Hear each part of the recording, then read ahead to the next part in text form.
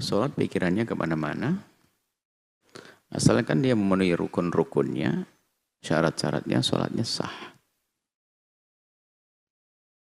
Cuman dia tidak khusyuk. Sholatnya sah. Dan khusyuk bukan menjadi syarat sahnya sholat. Maka dianjurkan untuk berusaha khusyuk. Kecuali dinukil dari Imam Ghazali, khusyuk menjadi syarat sahnya sholat. Oh, bahaya nih. Kalau tentu itu pun ditafsiri seperti apa sih yang dimaksud. Khusyuk menjadi syarat sahnya sholat. Kalau khusyuk menjadi syaratnya sholat, nggak khusyuk, nggak sah, kayaknya nggak ada yang sholat setelah itu. Ingat toko, ingat istri, ingat anak, ingat itu. Jadi khusyuk bukan syarat sahnya sholat. Akan tapi khusyuk adalah ruh atau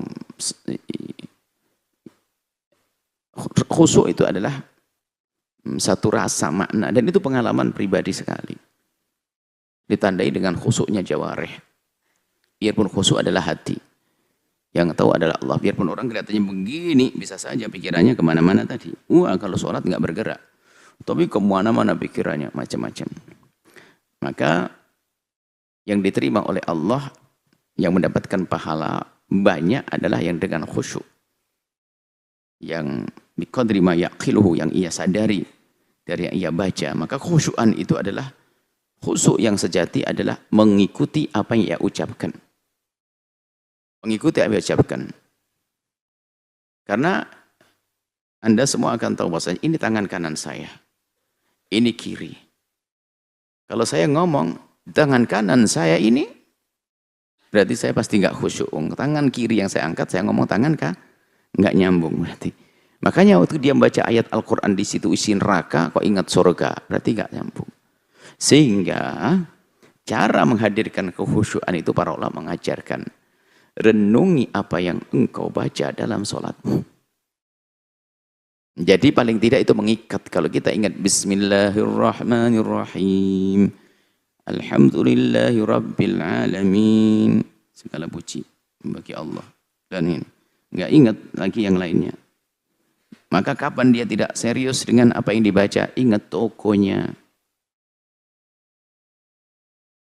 ingat permasalahannya, ingat hobinya, ingat cita-citanya. Jadi kalau pikiran kemana-mana itu bukan yang bertanya saja, siapapun bisa. Jadi setan itu macam-macam model, ada setan penyair. Karena yang sholat penyair, oleh setan dikasih ide-ide. Waktu sholat ketemu ide membuat syair. Setannya penceramah sepertinya. Jadi penceramah itu kalau sholat punya ide, nanti saya ceramah apa sih? Ya, termasuk nyari kunci mobil tuh ketemunya di waktu sholat. Katanya, Assalamualaikum, di mobil, di meja. Berarti waktu sholat dia mikir. Jadi seperti itu. Jadi setannya banyak. Jadi maka dari itu, belajar khusyuk memahami maknanya.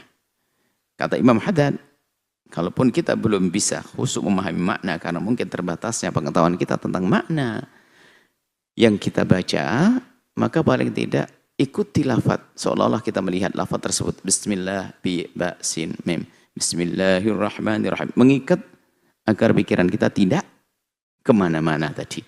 Tapi sah sholatnya. Dan khusyuk itu wahbi, karunia dari Allah, nggak bisa dibuat-buat. Maka mintalah kekhusyuan kepada Allah. Kadang setiap orang pun berbeda-beda.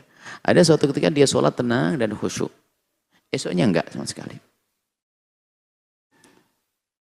Sehingga khusyuk ini hendaknya dikunci. Sehingga di dalam melakukan suatu ibadah itu ada kunci. Dikasih lapis-lapis begitu. Jadi sebelum sholat ada qabliyah, lalu ada ba'diyah. Jadi kalaupun seandainya ada yang kurang beres, ba'diyahnya. Jadi mikir sandalnya waktu ba'diyah.